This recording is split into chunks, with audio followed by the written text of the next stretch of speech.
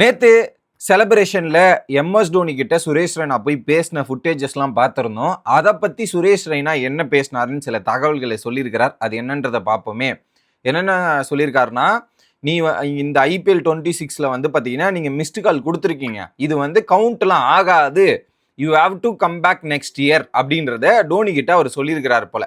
உடனே டோனி என்ன சொல்லியிருக்கிறாருன்னா, my body is little weak அப்படின்றத சொல்லியிருக்கிறார். ஏன்னா இந்த வருஷம் ஃபுல்லாக டோனியால வந்து அந்த இன்ஜுரியால விளையாட முடியல. ரீசெண்டாக இன்னைக்கு வருவாருன்னு பார்த்தா அதுவும் வரமாட்டாரு, தம்மில் இன்ஜுரி ஆயிடுச்சுன்னு நேற்றே நம்ம சொல்லியிருந்தோம்.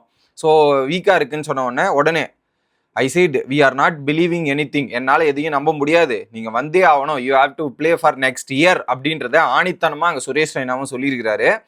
இன்னொரு பக்கம் அது அவருடைய பர்சனல் விஷயம்தான். பட் எனக்கு தெரிஞ்சு அவர் ரொம்ப பாசிட்டிவாக இருக்கிறாரு. கண்டிப்பாக அவர் அடுத்த வருஷம் வந்து விளையாடுவார். டீமும் வந்து அதுக்கேற்ற மாதிரி ரெடி ஆகிட்டு இருக்காங்க. ஸோ திரும்ப டீமும் கம்பேக் கொடுப்பாங்கன்னு நான் நம்புறேன் அப்படின்ற மாதிரி ஸ்டார் ஸ்போர்ட்ஸுக்கு இந்த விஷயங்கள்லாம் சொல்லியிருக்கிறாரு.